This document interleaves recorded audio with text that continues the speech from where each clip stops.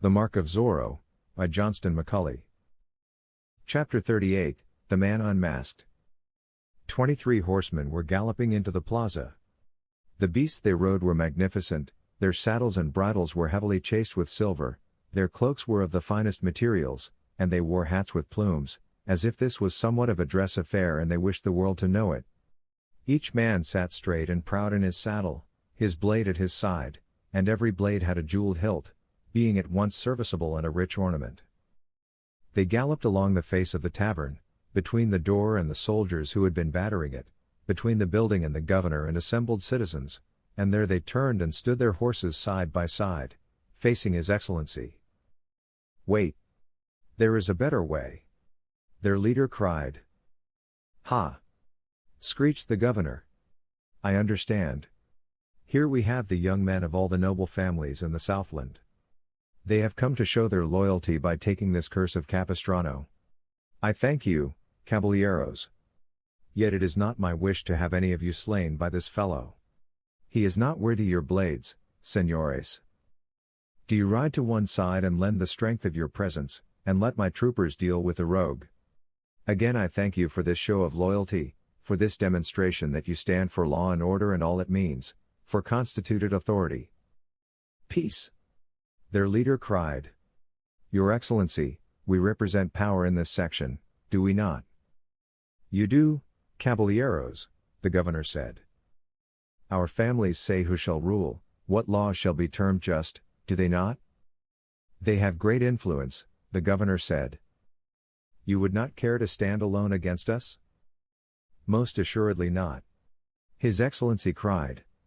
"But I pray you, let the troopers get this fellow.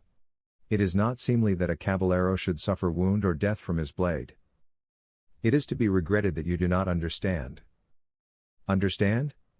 queried the governor, in a questioning tone, glancing up and down the line of mounted men. "We have taken counsel with ourselves, Excellency. We know our strength and power, and we have decided upon certain things. There have been things done that we cannot countenance. The frails of the missions have been despoiled by officials.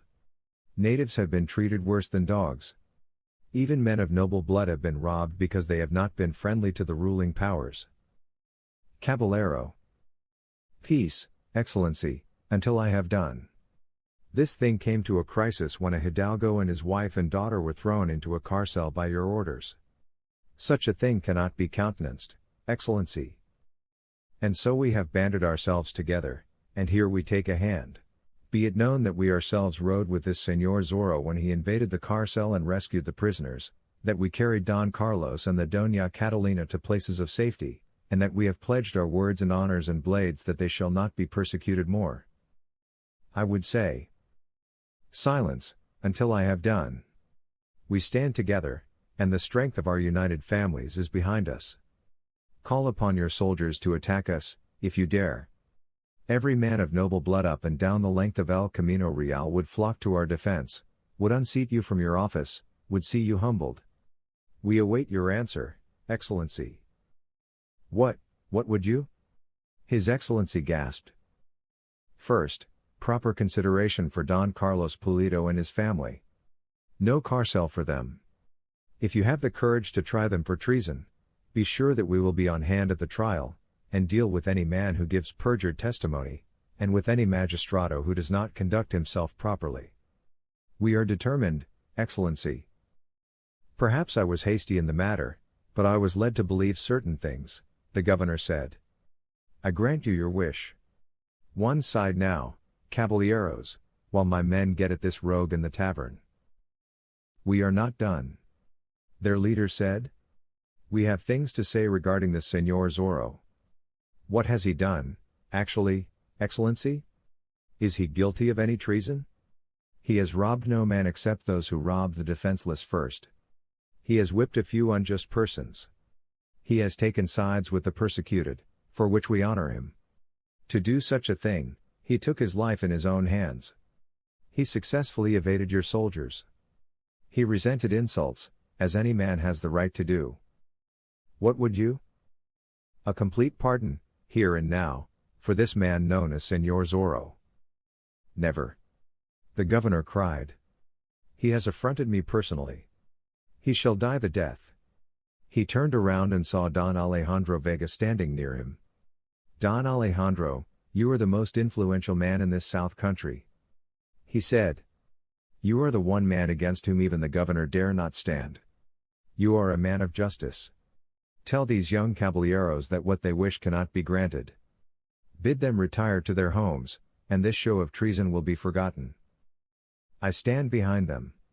Don Alejandro thundered. You stand behind them? I do, Your Excellency. I echo every word they have spoken in your presence. Persecution must cease. Grant their requests, see that your officials do right hereafter, return to San Francisco de Osis, and I take my oath that there shall be no treason in this Southland. I shall see to it myself. But oppose them, Excellency, and I shall take sides against you, see you driven from office and ruined, and your foul parasites with you. This terrible, willful Southland. The governor cried. Your answer? Don Alejandro demanded. I can do nothing but agree, the governor said. But there is one thing. Well?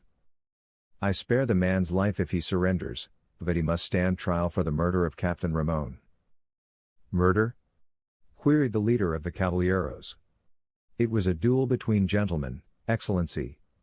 Señor Zorro resented an insult on the part of the comandante to the señorita. Ha! But Ramon was a caballero.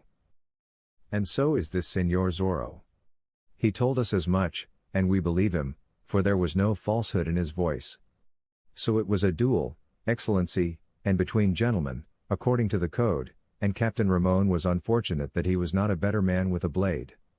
That is understood. Your answer? I agree. The governor said weakly. I pardon him, and I go home to San Francisco de Osis, and persecution ceases in this locality.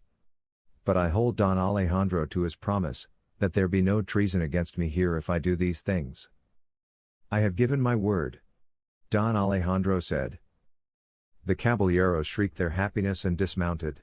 They drove the soldiers away from the door, Sergeant Gonzalez growling into his mustache because here was a reward gone glimmering again.